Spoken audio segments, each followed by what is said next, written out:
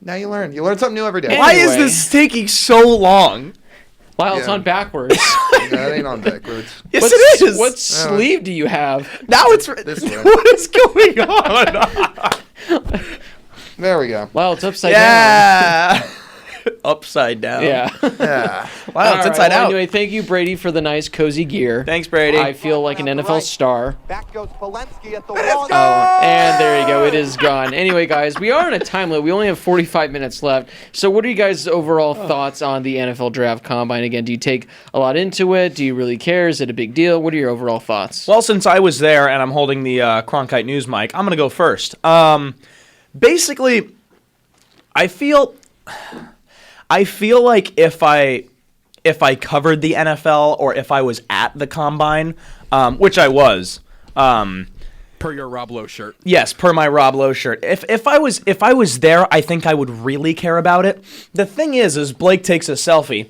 I think that maybe from a distance it doesn't appeal to some people, maybe being on TV. For me, it's always been like that. I gotta be honest though, like if it were hockey or baseball or something like that, I think I would find it a little more interesting. And it's not just because it's not to say that I don't like football. I don't know. It's never been my thing. But there are certain aspects of the Combine which I enjoy and I think are very important. And I think that the most important takeaway from this weekend is that everybody who did not vote for Michael Turk was wrong. The What? dude bench pressed 25 reps. Why do More than- punters do the bench press? Shouldn't they do like Yeah, leg like presses? it's absolutely They worthless. Like I don't know Like- for punters to be doing that It's stuff. because they want everybody Bless to do you. uniform drills to have a uniform thing going across. I guess. And the specialized drills. Michael Turk put up 25. That's more than Jadeveon Clowney, more than J.J. Watt, and it was more than some of the top offensive linemen at the draft or at the Combine. But I will tell you this. This is something that fans did not see on TV about Michael Turk.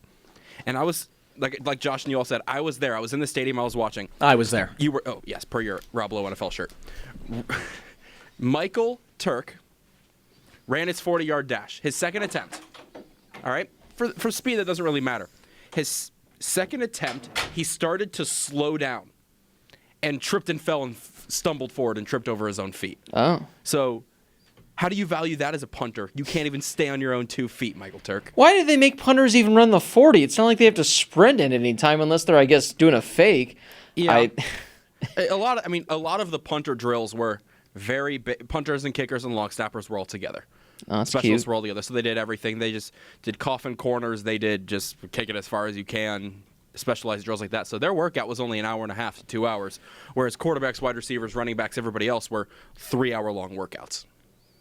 Not bad. Lyle, what are your thoughts on the Combine? I enjoy watching it. I mean, how much do 40s play into success in the NFL? I mean, you look at the numbers, all the fastest times outside of Chris Johnson. Like, most of these guys haven't been that successful. But, I mean, it's fun. I mean, guys' stocks certainly rise because they go to the Combine. And I think it's fun to watch these guys run the 40s and throw the football and, do the receiver drills and all that stuff. I take appeal in watching it personally because I like to see some of these guys that are have the chance to shine at the next level, see what they're going to kind of put up at the Combine. And it's fun to just watch the chance for records to be broken. I mean, Henry Ruggs was kind of hyped up all day. He didn't break the record, but, like, the hype going into it was kind of cool. 4.27 official for Ruggs, and the 4.22 was the record. But the big thing that stood out to me was, like Lyle said, it can help your draft stock or can essentially hurt your draft stock. But you look at a guy like Isaiah Simmons, who is a top 3 athlete in this draft, all-around athlete, ran a 4.39 40, had the longest broad jump, had the second fastest shuttle run, had the second highest vertical of like all linebackers and all defensive players, and that man played quite literally every position on the defensive side of the ball. So you look at a guy like that, all right, you see what he does on the field.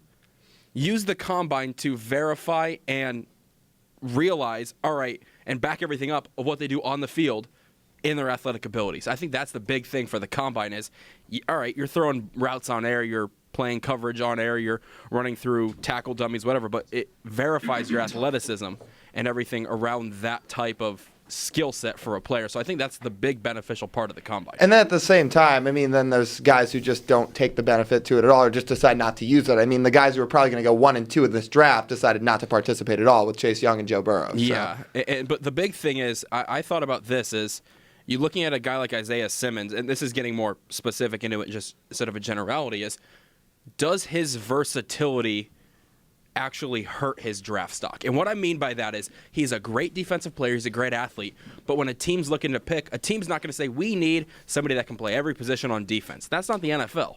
They need somebody that can play an edge, an inside linebacker, an outside linebacker, a tackle, whatever. How do you go about picking a guy like him that can actually play every single position on defense? I think, I mean, if I'm an NFL scout, I mean, you're right that maybe quote unquote he doesn't have a position, but that guy is such a freak and such a good football player that, I mean, I don't think any team hesitates to take him no matter where they want to put him. Because I don't think he slips past like 6, to be honest. I just think he's that good. Yeah, so it'll be interesting to see what the Lions, the Giants, what they do if they want to take him, because it's an interesting thing. I always like watching the Combine. I think it's a lot of fun. I enjoy watching the 40. I enjoy watching everything else. I personally think it's dumb, though, that can like significantly help someone's stock, because although the 40 is great, I think it's the stupidest thing, because they're out there running, in a nice tank. They're running in like, these cleats. Put them in pads, because they're not going to need this 40 when they're, fully, padded and everything. So I think it's kind of dumb. And again, the difference between a 4.39 and a 4.69, where I get it, it's, when it chests the speed and everything, but I think there's too much taken into it. I don't like how people's draft stock can soar or how it can hurt them a lot unless you just come out and you can bench press like one, or you just straight up can't run it all. But I always enjoy watching it, but I just don't think, players should have like a round of draft stock like increased because of it. Yeah, they also start on all 4s too. Like you don't run on all 4s if you're in the NFL. They start in a track stance. So 90% of these guys all ran track throughout high school, and some did college as well. But the most beneficial thing I think about the 40 isn't the 40 as a whole, it's that 10-yard split. It's because unless you're a running back or a wide receiver, you're not going to run more than 10 yards a play. Right. And sometimes a wide receiver and running back don't even run 10 yards a play. Yeah. Sorry, I had your mic off when you left. Hello. Hi, welcome back. That's what's so that's the stat that I like to look at from the Combine, is that first 10. Because I think that's obviously what's most important. Even for the running backs and the wide receivers, I think it's important that you have the whole 40-yard dash, but specifically that 10-yard time, I think is so crucial. And I think I think with for example, the way that Lyle and I have covered baseball the last 2 summers, I think we kind of get certain things differently maybe for baseball, but at least for football, I don't know maybe what a general manager or a scout is going to value more, if it's that first 10 yards or if it's the full 40 time. I really don't know. If you guys know, by all means. But for me, I would value that 10 seconds more if I was a scout or somebody who's making a draft pick, if that makes sense. So, I mean, overall, it's entertaining. I like how they have it like on ESPN, ABC now, and they put it like, on Friday, Saturday night, so more people could watch it. Thursday, Friday, Saturday were the nighttime ones. Yeah. And Was it cold? Outside, yeah, it was really cold. Well, I'm glad you found the White Castle, Brady. Hey, throwback to, what was that, last season or 2 seasons ago? know. Yeah. Hey, White Castle who and the knows Rolls more Royce about the building. surrounding areas of Lucas Oil, me or you? You. Obviously Of course you me. do. But anyway, it's a fun time to watch. I Who think knows how to pronounce Dabo Sweeney's name best, me or all of you? That's true. But, I always enjoy watching. It's always a fun time. But too much is taken into it. So, guys, it's time now to officially dive in to a very fun episode that we have planned, where essentially the 4 of us, for about 5 minutes, are going to be put on the playoff committee, the leader, the president, I guess whoever calls the shots, and we're pretty much going to pitch our brand new playoff format, why it works, why it's the best thing ever. So if you're listening to the show right now on BlazeRadioOnline.com, head on over to our Twitter at the HHShow_, and tweet at us your ideal playoff scenarios. We'll go through, we'll read the best ones. We want to hear what other people have to say. But yeah, this is going to be a lot of fun. So without further ado, let's get things underway. Who wants to kick things off? Sure, because I think you're probably going to want to go last. I want to save mine for last because it's too good. We got the playoff intro music here for you. Wonderful. Wonderful. I was going to say something, but I don't remember what it was. Yeah, I mean, I'll go first if you guys are ready for it. Now, I have one that I have mentioned on this show before that I really like. There's another one that I think is a little more logical. So I'm going to go over both of them fairly quickly. The first one is one that I've absolutely mentioned on this podcast before, and it's a 6-team playoff with the number 1 and number 2 seeds both earning byes. And I know that sounds a little illogical. Is illogical the word I'm looking for? That's a word, right? Illogical? Illogical. Yes. I'm a broadcaster. I don't know these things. So, for example, let me explain. For example, if we're looking at this season in context, number 1 LSU, number 2 Ohio State. These and this is solely going off of the final rankings before the end of the season. So, I'll put that out there. Number 1 LSU, number 2 Ohio State both get first round byes, and based off of the final playoff rankings before bowl season, number 3 Clemson would play number 6 Baylor, and number 4 Oklahoma would play number 5 Georgia. The winner of the number 4 versus number 5 game would play number 2 LSU, and the winner of the number 2 Ohio State. The winner of the number 3 and number 6 game would play number 1 LSU. However, I would also, after this, like to open that up for debate, because I think maybe if LSU's the number 1 team, but number 3 beats number 6, then that's obviously a less ideal matchup for LSU, because now they're playing the second highest seeded team that they could potentially play. So maybe, depending on who wins those first round games, maybe mix and match a little bit there. I know, Brady, did you want to chime in? Yeah, I had the same basic scenario written out, but I had it where the 1 seed will play the lowest remaining seed. Okay, perfect. So, depending on what you like, I figured I would throw out both, but thank you. Yeah.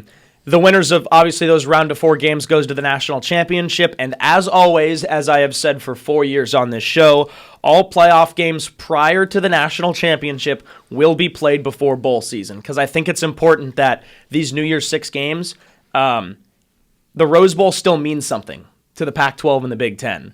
Maybe other conferences don't pay attention to that, but the bowl game with the nickname the granddaddy of them all should mean something. And if it's not a playoff game, I think it should still mean something. And with that being said, I also don't think it makes sense for a random SEC team to win the Rose Bowl and the national championship in the same year. So there's that.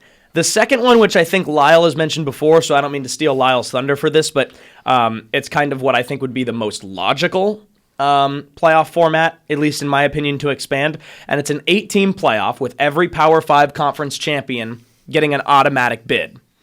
One Group of 5 champion getting an automatic bid. Whoever wins their conference but is the highest seed of all of the non-conference of all of the Power 5 conference champions, and then 2 at-large bids. And the way that I would like to do it was, regardless of your conference champion, regardless of it's an at-large bid, regardless of the Group of 5, whatever it may be, those 1 through 8 rankings get ranked however the playoff committee likes. So let's just say Alabama wins the SEC, but they think that conference champion Memphis is better than Alabama. If they want to rank Alabama 8 and Memphis 1, that's fine with me. I don't care about that. I don't think there should be an automatic seed. So, excluding that from the mix, the way that I would have it this year would be number 1 LSU versus the new number 8 Memphis. So, obviously this year Memphis finished number 17, but they won their conference. They were the highest Group of 5 team ranked. So, with them being the highest Group of 5 team ranked and a conference champion, I have them in as the new number 8. So, sorry, Wisconsin. But with them sliding in as the new number 8, that's a conference champion that I have ranked below at-large teams, for example. So, number 1 versus number 8, LSU versus Memphis. Number 2, Ohio State versus number 7, Baylor, who receives an at-large bid. Number 3, Clemson, who plays number 6, Oregon. Those are 2 conference champions. Number 4, Oklahoma, who plays number 5, Georgia, who's another at-large bid. And then, obviously, you play those out. The winner of the group, or the winner of the Final Four, or the winners of the Final Four play in the national championship, obviously. And as always, all playoff games prior to the national championship are before the conference championship games. And those are my 2 scenarios, between one that I like because it's a little bit less football, because I do think that as much as we all love this sport, I think week after week after week playing football, I think the shorter college football season means something compared to the NFL, and it also takes wear and tear on these guys' bodies. So I do think that more football is not dangerous, but is something that maybe we shouldn't I don't want to say encourage. If you guys understand what I mean, I don't think we should continue to prolong the season, but I do think that maybe 6 teams works a little bit better, and you're also rewarding the number 1 and number 2 teams. Of course, the problem with that is if it's like this year almost where you have Oklahoma, Clemson, Ohio State, LSU, or at least the top 3, Clemson, Ohio State, LSU, all undefeated, all arguably could be the number 1 team. But in that scenario, you have one of those 3 not getting a bye, and that's entirely subjective. So those are my 2. I like it. I like them. So what you're saying is the 1 seed plays the 8? Right, yeah, got it. Yes, 1 versus 8 like that. Got it. Sorry, I know that was a lot, but I'm messing with you. I wanted to make sure that people knew what the rankings were for context. All right, so am I next? I Yeah. mean, I don't know. Brady was kind of building off yours. No, but, I was just making fun of Josh. all right, so number 1, numero uno, kind of like Josh talked about. See, what Josh's scenario was is kind of what I've talked about for a while, but Sorry. this season I expanded on my idea of this top 8, which I agree. Power 5 champions, you're in. 2 at-large bids, you're in.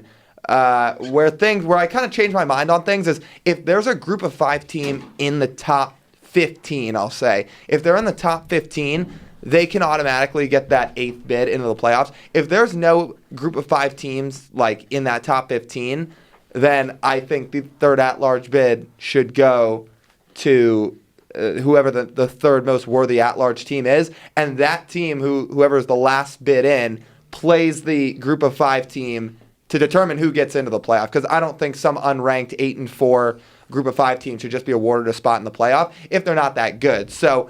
However, I mean, like we've seen in a lot of different postseason's often about whoever's getting hot at the right time. So if, some 8 and 4 Cincinnati team is going to play a number 8 LSU team one year and Cincinnati ends up winning, great, they're in. They earned it, but you got to earn it. I don't think you should earn it for going 8 and 4, 7 and 5. They're in the top 15, you get the bid. First round of those playoff games are played at home.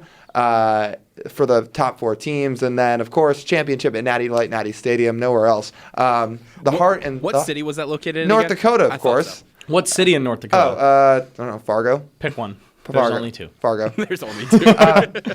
What's the other one? Grand Forks. Grand Forks. Yeah. Sioux Falls. No, that's south. That's south. That's south. Come on, Josh. for Know all of your his geography. All your geography. You didn't drive rants for cross the- country this summer. Guys, you wouldn't know. but- South Dakota, there's Sioux Falls, and there's Mount Rushmoreville. What about Billings, North Dakota? Billings, God, man, that's the capital. Way to go, Josh. Your mic's muted for 1 minute. Sorry. Playoff format number 2. Billings is Montana. Yeah, I was about to say, is there another Billings I don't know about? Guys, until you drive cross country, you don't get to talk geography. Capital of Mississippi, Lyle. Oxford? Nope, it's Jackson. Lyle, how do you properly say the capital of Kentucky? Is it Louisville or Louisville? Louisville. It's Frankfurt, you idiot. He did that to me too. Thank you, BK. Anyway, Josh, there is a Brookings. That's Brookings. Never mind. yes, there is. There is. But Go ahead. to the second format now. Oh, this is going to be fun. Well, no more top 25 in college football. It's top 24. Oh, Playoff format gets changed to the way the FCS is with 24 teams. You cut out a few regular season games. I don't really care which games you cut out. You cut out a couple conference games. You want to cut out the non-conference games. Whatever. Get the 24-team playoff going because guess what? Every other level of football does it before Division I football, the FCS and high school and all that. They all do it. You cut out a couple games, they can make it happen. Then on top of that, they take the new MLB proposed format. Welcome into the college football selection show. Number 1 Alabama, who you want? Oh, we want those soft boys from Memphis. We're going to take those guys down for 3 hours. They go about, who do you want? Who do you want? Who do you want? First 2 rounds of the games are played at home, and then the championship, of course, at Natty Light Natty Stadium in Fargo, North Dakota. Natty Light Natty Stadium. 24-team playoff. Natter days. Natter days, baby. Dude, I'm all in on it, but my one gripe with it is that you're throwing out the top 25. I think it would be hilarious if you have a top 25 until the final college playoff ranking comes that'd out, and actually be then it goes to 24. So the whole season you've got somebody like, yeah, we're top 25, and the final week of the season comes along, and then you're like, oh, well, now we're not ranked, and we're not in the playoff. I think that'd be great. Keep the top 25. That's fine. I want to see Alabama call out a bunch of teams, and then or somebody just gets upset, and see what kind of trash gets talked after some group of 5 team takes down a powerhouse. Why not the lower seeded team gets to pick who they want, but it has to be like 24 has to pick somebody above like 12. Well- So like they're like, we want number 1. So the Oh. lower seed calls out. I get it. You see what I mean? I get it. Okay, but Lyle, but so then- if the team's doing it like Alabama's going number 1, they have to do it though, but having this in the background. Is this going to get copyrighted, Blake? No, because I'm going to stop it right now. And then Ron Wolfley just comes out of you nowhere. talk- Are you talking to me? Oh, I'm down. But I don't know why 24 is picking though. If shouldn't you? I mean, if you're the worst team, shouldn't you not be rewarded? But that's the thing, though. You have to pick a higher, like a group of teams. So, Josh, It has to be this. Josh, you know what I mean for this? Is so like 24 has to pick somebody in the top 10, and they call out who they Yeah. want, just as an added thing to it. So the underdog sort of gets to pick who they want to beat and go upset instead of Bingo. having Hey! just the other way around. If you watched one of our last shows, people, if you're one of those teams in the 20 to 24 range picking, just pick the Oklahoma Sooners. They never win come playoff time. Oh, okay. They don't. I like that, Lyle. That's a good. I like the pick who you want to take. Yeah. Up Brady, to, what's up your to me fo- now? Yeah, So it is. I had 2. The first one I sort of jumped on Josh's earlier. It was the 6 team 1 and 2 get a bye, and then the 1 seed plays the lower remaining team. That's a pretty basic one. Now this one is a little different. You do it as a conference playoff, not by like the SEC as a conference, as in you take the ACC, SEC, Big Ten, and AAC, and they're the East Division. Oh. And then you take the Pac-12, Big 12, Mountain West, and Independence, let's say, and they're the West Division. And they have like an NBA or NFL style bracket. You take out all of the non-conference games at the beginning of the year, start conference games from week 1, and so you use that bracket to work your way down. You can either have 6 or 8 teams. I still haven't decided how many teams from each division or each conference. I'd say 8 from each side, and have them work their way in. But since they'll be playing more games and there'll be more travel involved, and they'll all be at neutral sites like March Madness, you have 8-minute quarters for these games. Just have it I quick, like it. have it be more quick, have it be faster. Scrap 11 men. We're playing 8-man We're playing touch 8-man football. No, but you play 8 to 10-minute quarters instead of the Passing 12. league only. 7-on-7, yeah. And so you schedule it like that and have your bracket work its way down into the 2. So you have one from this side of your league, or whatever you want to call it, against the other side. So there's an East versus West team. So it could be a Mountain West team versus a Pac-12 or an SEC team. Question. Does Yeah. that scrap conference championships? I have no issue if it does. I like them, but I have Yeah. no issue in this scenario. See, I think what this could be is then now I have to. I didn't get this far into it in thinking the ranking system of how the 8 teams are selected from those 4 conferences on each side.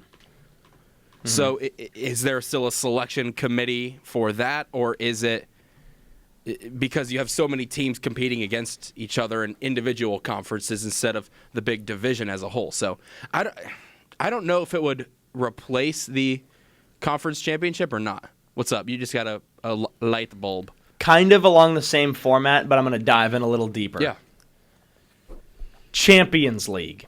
I like it. Champions League for college football. The relegation league. You play to the very end of your season. You can do your non-conference, but your non-conference games don't matter. The only thing that they matter for is your seeding in the overall championship. So this would be a massive playoff. So it's going to take the top 2 teams. So if it's like the Pac-12, for example, this year you would have Oregon and Utah. Those are your top 2 seeds out of the Pac-12, and they get seeded wherever in the big bracket. However, that also takes the top 2 teams from the Mountain West. So your perfect. your That's winner and perfect. your runner-up from the Mountain West, every conference, your top 2 teams or your 2 division winners, they get to go to this massive 24-team college football playoff. However, your bottom 2 teams play too, in not a conference championship, but a relegation game. The loser gets bumped down to another conference. So, for example, What about the winner of FCS gets bumped up? exactly. The winners of the conferences in the FCS gets bumped up. So, for example, this year, let's say Oregon State loses the Pac-12. That's tough for you, Oregon State, because all your other sports can stay in the Pac-12. But next year, you're going to the Big Sky, and the Pac-12 is calling up like Sacramento State. Elite college football. The relegation zone, baby. Oh, and here's my overtime rule proposal. You either take it down to the kickers or quarterbacks, and what that means is kickers, you do penalty kicks, you back it up, or for quarterbacks, you do crossbar challenge. Crossbar challenge.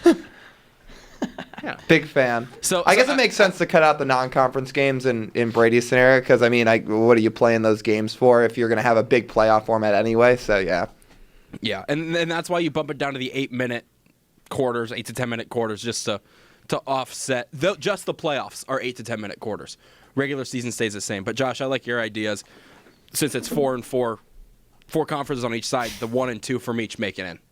Thank you. Regardless, so say a 9 and 6 Arizona State team could win the South somehow and make it to the Pac-12 championship, and then they're a representative in this whole playoff seeding. Yes. And then the 8 teams from each side then get seeded through a committee somehow. There you go. I like that. Boom diggy. You like that, Blake? You like that? I like that. You like that? Oh, I like that. You like that? I like that. I like that. I like that. Josh, you like that? All right, now. I do. So Lyle, before You we like that? before we get to my amazing plan, I'm gonna read some of the ones that we've heard from our fans about how they would do the playoffs. Andrew Coster, our good buddy, Who? says 8 teams get in. 5 Power 5 conference champs, the highest ranked Group of 5 conference champ, and 2 highest ranked Power 5 teams that didn't win their conference get in. And then he said, have extra points kicked from the 15-yard line because if you're good enough to make it to the college football playoff, you should be able to make those easily. If you can dodge traffic, you can dodge the ball. That's true. Nick says If you can dodge a 6 wrench, you teams, can dodge a 1 ball. and 2 What about a seeds car? get a bye. Oh, Mitchell yeah. says the same Yeah. thing. 6 teams, 1 and 2 seeds get a bye. Owen Tucky, 6 teams, 5 Power 5 champs plus a 1 at large. Preferably an undefeated Group of 5 or an undefeated Notre Dame. If neither of those are an option, the next best Power 5. Doc McMuffins says, I think an 18 playoff with each Power 5 conference champion plus 3 at large is the perfect scenario. And highlight money bag emoji with the Canadian flag. My favorite. 8 teams all at large, but the Group of 5 independent teams can get in with 0 losses. There can also be a wild card type round if the gap between 2 teams fighting for an 8 seed is too close. Lyle, I just got your reference. Sorry, I missed it. Oh, you're Great, good. Great joke. All right, Wait, boys. Blake. I just got one sent in from our good pal Peter Warren. Pete. Yeah. I said, because he said, are you taking callers? I said, no. I said, if you tweet at us, and he said, can I just text you? And I said, fine. He said, Fine. simply 1 second after I said fine, after he said, let me think of something clever, he says, playoffs by APR ranking. Do you know what that is? No. Academic progress boy. rankings. So Stanford, Northwestern, and Cornell. no. So this year's there was a 3-way tie for 8th. That's not fair. So this year's college football playoff would have been Air Force versus Clemson. Oh, this is why he said it, because the second game would be Duke versus Northwestern. Well, Clemson would have won the national championship again. APR ranking. You know what? They should do it one time. A summer tournament. Tournament by that'll APR. get all the players to study up extra hard for the year so that way they can qualify for the top 8. But, guys, What about team average GPA? that's a good one as well. Well, it's time for me to get out my notes. I spent hours crunching the numbers, throwing out countless pieces of paper because it wasn't it. And then finally, I did it. I figured out the most ideal, perfect playoff scenario ever. Oh my goodness. Wait, these are the wrong notes. I'm kidding. All right, boys. That's Blake's bus schedule to and from LA. Let's get things underway. Are you ready? Yes, you have. A 12-team playoff. Something everyone talks about 6 teams, 8 teams, 16 teams. I'm talking a 12-team playoff. I love looking around and seeing how the three of you, no one's even looking at me. You guys are all texting someone, so no one's paying attention. So that's fantastic. It's because you don't have the talking stick. So the 12 teams, that's true. You have the 5 conference winners. You have a group of 5 champ, whoever has the best record. Now, however, let's say there's a tie. Hang on. Do you not have a notes section in your phone? You really had to handwrite all I these did. notes? I wanted to handwrite them. In marker. All right, so you have a Show group, everyone, Blake. You Show have everyone your markers. I have plenty of notes. So you have a group of 5 champion. Now, however, if they're tied with someone else, let's say UCF and let's say Boise State, they go 13-1, and there's a tie. Well, now all of a sudden, non-conference means something, and you go. They battle it out. Whoever has the Mascots fight to the whoever death. has the higher strength of schedule for non-conference. So whoever they beat overall has the better resume. They get the edge. If you go undefeated, you're guaranteed in. Now this is when things get fun, guys. So the regular season is condensed down to 10 games. You have 8 conference games, and you have 2 non-conference games. Now, of course, if you win your conference, you get a guaranteed bid, so conference games mean everything. But now, non-conference games, these still mean everything too, and this is why. Ooh. Because now when you have the 6 remaining teams to choose from, the best team that has the best 2 non-conference wins, they get a guaranteed spot in as well. Guaranteed. So if you finish the season, 11th, 12th, whatever, 13th, but you beat, the number 3 team and you beat the number 5 team, you got yourself a spot. Now this puts more emphasis on the non-conference. This makes teams want to schedule better non-conference opponents. That way that gives them the edge. And again, this makes every game meaningful, which then gives 5 remaining teams to get in. Now you can choose those based off of any sort of, stat or whatever those number, like what is it, the BPI, RPI, all those different kind of things. So you can choose your remaining 5 through that. Now, out of these 12, the first 4, you get a bye. So that way it's still kind of like you want to get one of the 4 playoff spots. If you get one of the first 4, you get a bye, which then brings us to what the bracket would look like. So, and I have the bracket right here. I drew it out myself. It took me a while to figure out how to draw the bracket when I'm doing a 12-team playoff. Between crayon or marker? Still a purple marker, an Expo marker. So you have Baylor against Penn State. Now, for these, and these are the numbers from this past year? Yes, so I did it based off last year. But it could be forever. Now, these are home games for whoever has the higher seeds. That way you can still have the home field advantage. So you have Baylor versus Penn State. Then you have Oregon versus Memphis, because I slotted in Memphis above Utah just because, Utah didn't deserve to be there to begin with, but Memphis slides in because they won their conference. You then have Wisconsin versus Florida. You then have Georgia versus Auburn. And then the winners of those games, so I just took the higher seed the best seed in these ones. So then you have Baylor, Ohio State. Now these then move to the 4 teams they host. So Ohio State, they now host. So you got Baylor, Ohio State. You got Oregon, Clemson, Georgia, Oklahoma, and Wisconsin, LSU. And then whoever wins those, you go to the Final 4. Now, like what Josh said, you're not going to have it where it's going to be like the Rose Bowl. It's going to be like the Cotton Bowl, because I think it's stupid to have, you win the Rose Bowl and you win the national championship. It needs to mean something. The Final 4, they just have a spot every year where one of them is at Jerry World at Cowboy Stadium and the other one is at Hard Rock Stadium in Miami. And it's just the playoff game. There's no official bowl. It's not the Orange Bowl. It's not the Cotton Bowl. It's just this bowl game. That way there still can be a Cotton Bowl. That means you can still win the Cotton Bowl and take pride. You can still win the Rose Bowl and take pride and whatnot. And then you go to the national championship, and it's like that. So that's what I currently have. And then I go to my rules that I have. I wrote down a few rules for this season and the games as well. In marker? In marker. Okay. Purple Expo. So for the non-conference games, you can only do home and homes.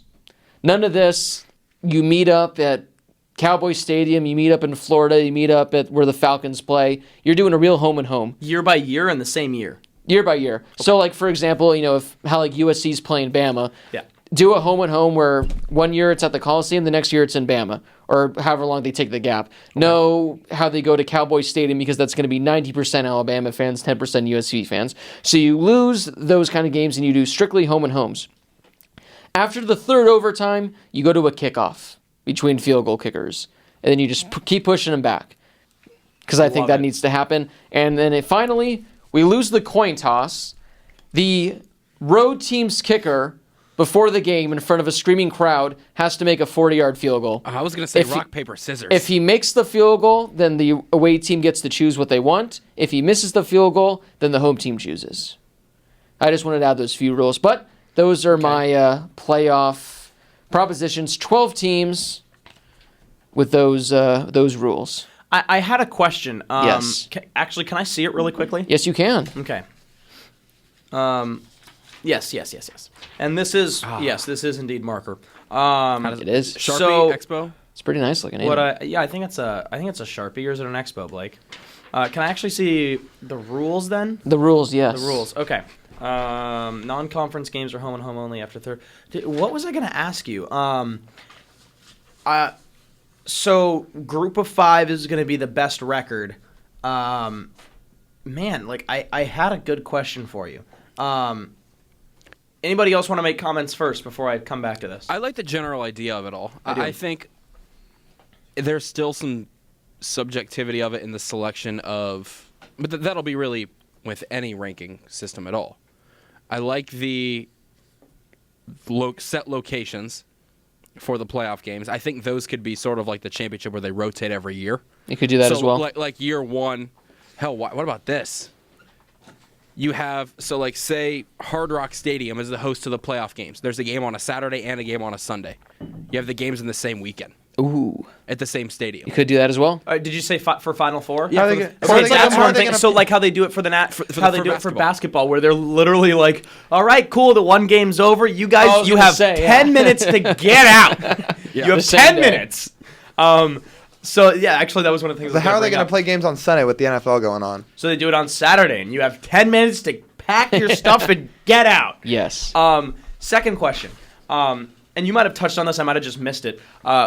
When it comes to non-conference, is it the same situation as for basketball season? For example, this year you have Evansville, clearly one of the best non-conference wins in the country, beating Kentucky on the road. Lyle was the number 1 team in the country. No, wrong game, Brady. Other one. Lyle was at Stephen F. Austin Duke. Oh, yeah. Stephen F. Austin Duke. So the Kentucky game. So Evansville beats Kentucky. Everyone's like, oh my God. I found out the other day, thanks to you guys bringing this up in our group chat, Evansville went 0-18 in conference play. They're the first team ever to beat the number 1 team in the country, let alone beat the number 1 team in the country on the road, and then go winless in conference play. So Blake, would it be possible? Wait, was Kentucky 1 when they won that game? Yes, I think I know They where you're were? going with this, and it would Are you essentially be like they have a really good non-conference win, but they suck during the regular season. No, Appalachian so State essentially beating what it's going to Michigan. be is it's essentially going to be like if you're ranked 6 through 18, you'll be in the mix. It won't be like so as long as you're ranked and you're Pretty much. and you're a good so Yeah. so it can't be like So, Oregon yeah. State meeting up with let's say it comes like all the way when- down to the Civil War and Oregon State's a 7-loss team and Yeah. Oregon's a top 5 team and they No. beat Oregon. Like when No. Old Dominion beat it'll Virginia Tech, be that like wouldn't within count kind of like the top 25 where Okay. if Oregon State they somehow beat undefeated Oregon. No, so that's kind of, but I do appreciate the question. Okay. But that and that then what is was your Final Four again? the Final Four. No, yeah. So you broke it all down, your whole bracket, and who Oh, did just you the, have? just the playoff teams that were there this year. Okay. But I mean, there could have been upsets, but I just took the highest seed for each one. But that's my 12 teams. And someone actually replied like 10 minutes ago saying make it like a 12-team like NFL playoff style, which could be cool as well. But I really like that. But the more teams, the merrier. But guys, we do have 8 minutes to get to our Q&A. We have some questions to get to. But if you're watching this on YouTube, leave a comment as to what playoff format you'd like to see. It could be anything you'd like to see. Like I said, the more teams, the merrier. It's something we would all like. So let's get to our Q&A, guys. And the first one, of course, comes from our good old buddy, Andrew Koster. And he said, what are your thoughts on players being able to wear the number 0 now in college? I was going to bring I didn't know if I sent that in the group text today, but I love it. like the best thing you're gonna get is some center or defensive end wearing 0. Now, is it going to be kind of like those same? I mean, I guess the NFL has more number rules in place than college football, but it's still obviously like Devin Gardner was like number 94 or whatever. He was 97 98 because he or was 98. 98 because he wore, what was the honorary like jersey like repper of it was something like that because he used to be 12. Yeah. His last year he was 98 because he repped some number because he was honored with it or something. Exactly. So you're still allowed to essentially be whatever number you want in college Yes. football. It does not matter what position you Not are. at all. Okay. So I'm glad we cleared that up. But I hope this isn't like the get off my lawn mentality or something like that. Oh, here but we go. it just seems weird for me for college football. I'm not saying I'm opposed to it, but it definitely makes a lot more sense. Just to me, I can't give you a reason why. It makes a lot more sense to me to see like a point guard wearing number 0 or a baseball player wearing number 0. Like college football, like I just can't wrap my head around it. I don't have a problem with What it. about 00? So, see, that's Yes. different. That's different. It is. I think it's different because suddenly, double digits, right? Oh, boy. It's still a 0, but it's double digits. I don't know. Yeah, I like it. I'm fine with it. Yeah.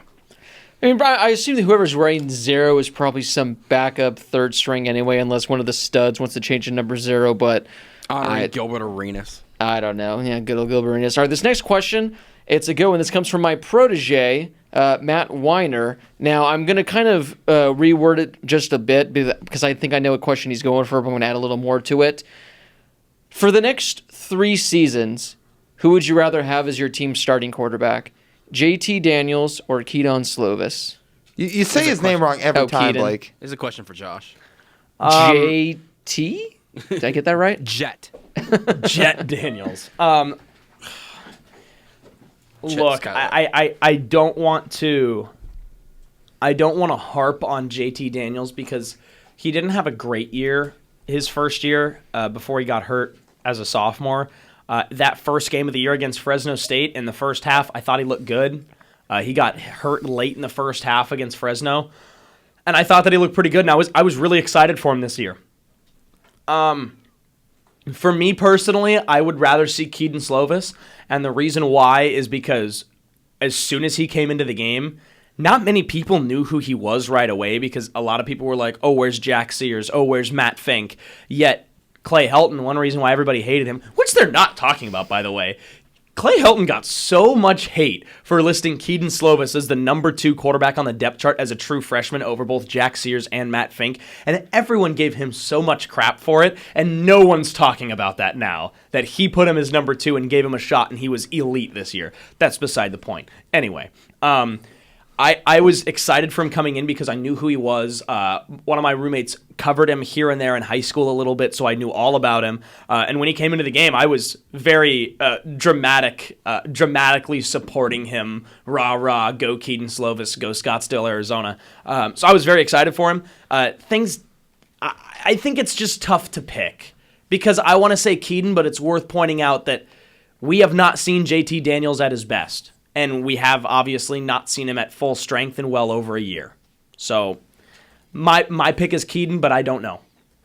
I mean, I think it's Keaton Slovis hands down. I mean, the dude completes 72% of his passes and goes less than 10 picks as a freshman. The guy like absolutely went off. I mean, it seems clear cut to me. I'm not saying JT doesn't have all the talent in the world, but I mean, the year Keaton Slovis put up. How could you possibly yank that guy out of the starting spot after what he did as a freshman? I think he's also playing it smart by not leaving, too. Go in, try to get the starting role. If you don't get it, stick around, be a backup. You never know what can happen, and get your degree. Oh, wait, he's not transferring? No. Okay, that's a little interesting. But, Yeah. No, I think it's a good idea, though. Stay, get your degree, go and transfer, and then don't have to, well, then you only get 1 year. Like, that's the only thing with that. unless he gets his degree early. I guess so, yeah. Yeah. Well, I just want Brady. I mean, Brady can just make a pick. I like Keaton. I like what we saw from him this year because we haven't seen enough of JT. So at this time, I'm picking Slovis. I'll take JT Daniels just because one person has to.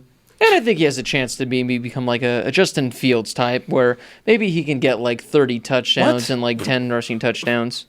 Oh, wait. No, I'm thinking of Jaden Daniels. I think I read the question wrong. Dog. I think the question was supposed to be Jaden Daniels or JT Daniels. Oh my god. That might be Jaden the or reason why. Jaden or Keaton Slovis? 24. If so, 24/7 Let me Sports just take is putting a out all their quick, rankings of best quarterbacks. Dog, come on. Oh, no, he did say JT Daniels. Okay, I was never just thinking Jaden Daniels. So actually, yeah, that Is makes that sense. a new question now? Well, that's the question I was thinking of in my Is head. Jaden? Let's go, Jaden. Let's or go, okay, Keaton. Jaden. Okay, That's hang what on, I was hang thinking, on. yeah. I don't think. I mean, is there really an argument to pick Daniels over Slovis at this point? Like Wait, a JT or sorry, Jaden? JT. Oh, Like, yeah, I no, thought Slovis is a freshman. Like, it's entirely Slovis. okay, Jaden or Slovis? Yeah, that's why. That's probably- why I was confused. I don't know why I just JT Daniels. I just started Okay, thinking so Jaden. this is way closer. I'd Yeah. probably It go is. Slovis by a little bit, but it's Agreed. way closer. Agree. I think that Slovis is a little bit bigger, but I do think that maybe Jaden is a little smarter, at least with the quarterback IQ. This year is going to be so much fun Too watching. bad both they of didn't them, go though. up against each other when they were. So disappointing, and we found out literally an hour before the game that Jaden wasn't going to go. Yeah, so 24/7 Sports has been putting out. They've been ranking every quarterback in the conference by team. So it's like this team. They just released the Pac-12, and they had Jaden Daniels at number 1 and Keaton Slovis at 2. I got no issues with it, honestly. Yeah. I think it's 1 and 2 for me. It's a toss-up. That's it. Yeah, I'm going to go with Jaden, yeah. Now that I know what I'm talking about, like I said, it threw me off. Like, dude. I was like, man, everyone's really going against Jaden here. And then, yeah, I realized. All right, so we got time for one more question, guys. This comes from Ryan Bedgood. And he says, do you think anyone from the ACC will take the next step up this year and make a sizable jump to help the conference's reputation? I think North Carolina does. I think North Carolina is going to be a little bit better than they were. What they finish with this year? 7 wins, 8 wins? And they had a lot of like close losses as They well. had a lot of close losses. I think Sam. Okay, so I know that his stats were better than both Jaden Daniels and Keaton Slovis's. I personally would rather have Keaton or Jaden on my team, but man, Sam Howell had a phenomenal year, and I think he and Trevor Lawrence are going to be the two guys in the ACC this year. In terms of the rest of the team, I think they are good enough. I think they are good enough to be a competitive team, not only in the ACC, but maybe on the national level. I'm not going to say they're going to be like Baylor or Minnesota this year, but I think they make an appearance in the top 25 next season. That's my early claim. I mean, I think Sam Howell, when he's done, could be a first-round draft pick. I mean, he's really good. Team-wise, I don't think anybody's cutting it. Yeah, the individual performance that we saw from Howell was the best we saw for that team since who? I mean, I Trubisky? guess Trubisky for 1 Trubisky? year, but he wasn't even that good in his 1 year. I mean, he was, He was fine. Trubisky had one of those years where it was like, when I say this, Mitchell. when I say this, no, it is a hop up in draft stock comparison, not at all an on the field play comparison. A Joe Burrow type season. Whereas Burrow before this year was maybe a 5th round pick, maybe a last day guy, and now he's going to go number 1 overall. Trubisky before his final season at North Carolina was a decent quarterback, and all of a sudden he jumps out of nowhere to become a top 10 pick. Well, just listen to this. So people in think it was poor scouting. In on Trubisky, well, Trubisky. that too. But in Trubisky's final season, which was, the year he got the starting job, 3,748 passing yards, 30 touchdowns, 6 interceptions. As a freshman, Sam Howell, 3,641 passing yards, 38 touchdowns, 7 interceptions, 61 completion percentage. Mitchell's was 68. So, nearly identical numbers, and he did this as a true freshman. And he was, I don't know what number recruit he was, but I don't think he was like one of like the top 3, top 5 recruits, Sam Howell. He was one of the, Even coming in, I think most people in terms of freshmen were focusing on, not even Slovis right away, but the two that people focused on at the beginning of the year were Jaden and Bo Nix. And then after Slovis's first game, they focused on him. It seemed like it took 4 weeks for people to pay any attention to Sam. There were 4 true freshman starters. It was Howell, it was Bachmeier, it was Bo Nix, and it was Jaden. Oh, yeah. And then Also, Slovis. nobody talked about Bachmeier either. He got hurt too. He did. Howell was the number 93 overall recruit coming into North Carolina. He was a number 3 dual threat quarterback and was the number 2 prospect. Oh, okay, out so of he was North highly Carolina. regarded. Yeah, that's still that's yeah. pretty He good. was a 4-star recruit. He Oh, was yeah. still a top tier guy. Where's he from? He's from North Carolina. He's from Monroe, North Carolina. Okay. So, I mean, yeah, I think Lyle said he has a chance to be a first-round pick, probably a top 5, 10 pick, because he's only going to go up from here, you would assume. So, if we can expect 4,000 yards, 45 touchdowns next year, he's got a low interception rate, maybe he can get the completion percentage up a little. But overall, in regards to teams that maybe can compete and give the ACC a better look, I hold on, Brady, you'll get your turn. You weren't looking up, and I'm going to stay on the Sam Howell topic while you're doing it. But go ahead, He finish looks it up. like Baker What else do you have Mayfield. to say about Sam Well, Howell? I was going to say I'm looking at his recruiting profile right now, and one of the teams that offered him was Arizona State. So in watching this past year for freshman year, would you rather have Jaden Daniels or Sam Howell? Currently and moving forward. He looks like Baker Mayfield. A little bit. I- I'd probably take Jaden, but I think Jaden, just because close. it's hard to not pick him yeah, right now. he didn't do any. I mean, he played so well for a freshman. Like, I mean, Howell did too. That's but, nothing like, against Howell, right? No, it's not at all. I mean, they were both really good, but like for how Jaden fits ASU, I mean, for how Jaden fits ASU, it's hard to pick against Jaden. Who's the more talented guy? I guess we'll kind of wait till they get their chances in the NFL to find out. So, did you make a pick on who can compete against Clemson? Oh yeah, I said nobody's going to. On Well, this I mean, if whole, you had to like- pick one team, that's the whole thing of the question. Like, which team would make at least the ACC more respectable? Oh, I thought you said would anybody. I said no. Like honestly, I don't. Well, if you have to choose someone. Make I Georgia- mean, you know what? With Mike Norvell there, Florida State has to get better, right? I mean, that guy's just won everywhere he's been. So I guess if I had to pick one, I'd say Norvell and then the Seminoles. I'd really like to see Georgia Tech get back to the winning ways because they've just been sort of a lackluster program the last couple of years, and so they had such a high prestige for so many years. So I'd like to see them get back to top of the ACC again. That'd be kind of cool. Yeah, looking at this, I think maybe Virginia Tech can have a bounce back year. Florida State can have a bounce back year. Maybe Louisville, they can potentially have a somewhat bounce back year or so. But yeah, I mean, no one's going to give the ACC any respect, but maybe some teams can help out. All right, guys, I'm going through right now to see if we have any final questions before we sign off, because I guess the people that have their show at 8 o'clock are a no-show tonight. So let's see what else we got here. Let's see. Kind of some basic ones. Is there anything noteworthy you guys just want to touch up on or mention before we wrap the show up? Because I think we're good on the Q&A. I have one question going back to our combine talk, and it was something that I thought about a lot this past week when I was there, and we saw, what was it, the top 4 prospects not work out at all at the draft. Well, who are the other guys you're talking about? Because Tua technically didn't because he was injured. because Okuda did, and he's Okuda, but he Yeah. got hurt. what? He got hurt. Did he really? Yeah, Yeah, did. he, like, tripped or something tripped and hit his fell on head. neck and head, and didn't work out the rest of the day. He said he wanted to go back to work out, but Deion Sanders talked him out of going back to doing any more workouts. I guess that's so. fair. So, a couple of the top 4 or 5 recruits or prospects, Burrow, Chase Young, and you throw Tua in the mix as well. Do these guys not working out at the combine, something that's been so prestigious for so long, does that impact their draft stock at all, or does it just push things off until their pro day? Nah. I mean, can you look me in the eye and tell me Joe Burrow didn't work out at the combine? I'm not drafting him. Like Small hands. Small hands. 9 You know what they inch say hands. about small hands, Brady? Yep, you have a tougher time gripping the ball, Blake. Well, I was going to say small gloves, but that too. Yeah, speaking of gloves, I got you guys gloves too from the combine. Like I said, those are going to come in handy for when I play catch all the time. Yeah, what we're going to Thank have to you. do, by the way, is we'll have to measure all of our hands. Because at the combine, we did a thing there, and I had 9-inch hands, same as Joe Burrow. I have small hands. You know what that means, Blake? Sorry, MJ. I think mine are pretty big. I don't know. Sorry, MJ. Yeah. All right. Yes, NFL Combine. We love it. All right, anything else you guys want to mention before we sign off, boys?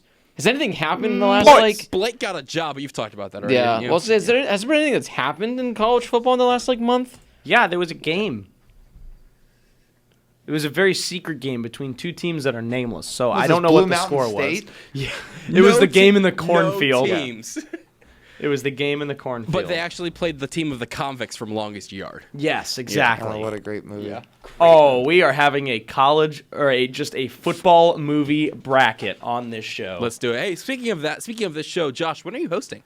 So Blake actually offered to let me do this show. Really? Last night he said, "Do you want to host the show tomorrow?" And he seemed sincere about it, which is weird for Blake. But he said that, hey, do you want to host the show tomorrow? And I said, I got to be honest, I would kind of like to make my own rundown. And he was like, then you can do it another week. Sounds good. Are we having a show next week? Well, it's spring break, and I'm probably going to be gone, so. Okay, all of us, none of us will be. Oh, well. Hey, go ahead, Well, guys. no, you gotta wait for Josh to host the show till Blake's here. Yeah. Okay. Because when Blake's We could not ju- here and we do a show, I'm just going to host it anyway. We could just do a fun show next week if y'all want. Fun show next week, because in 2 weeks we're doing our live March Madness show. Go Virginia. Yes.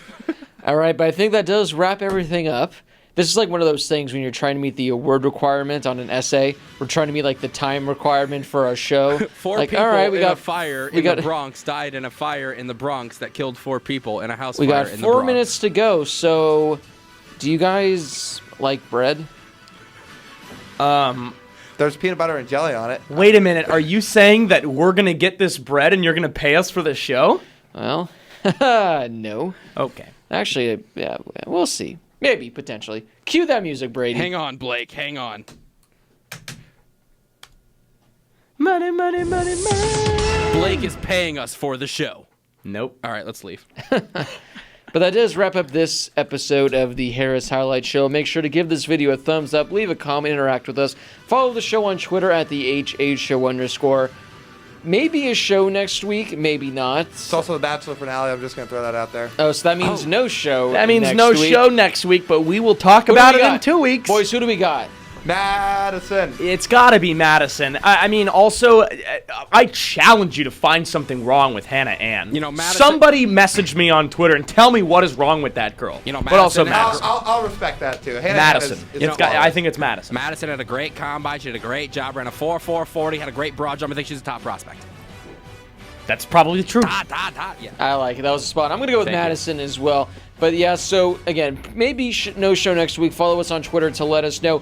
2 weeks, though, we're going to have our March Madness show. We're going to fill out a bracket live on air. Last year, I predicted Auburn win the whole thing, and you guys made fun of me. You guys You're done, scrutinized me. Virginia. You're done, I'm Virginia. gonna very calmly make my picks this year. Like So we're very gonna- calmly. We're going to be filling out our brackets live, so make sure to tune into that, whatever 2 weeks from today is. So what is that, March 16th? March 16th at 9 p.m. Eastern. I don't think we've changed the clocks by then, so it's still going to be 9 p.m. Eastern. So if you like college basketball, if you like March Madness, tune into that. And there's also going to be a Harris Highlights March Madness group. Stay tuned for that. It's a lot of fun. For Josh Schaefer, Lyle Goldstein, Brady Klain, this has been Blake Harris rocking our brand new NFL Combine gear. Thanks to Brady Klain. Thank you so much, Brady, for these. I'm going to sleep in this tonight. I sleep in mine all the time. It's I'm so not comfortable. shocked. This has been Blake Harris from the Bill Austin Radio Studio at the Walter Cronkite School of Journalism in beautiful downtown Phoenix. And we will see you guys in 2 weeks.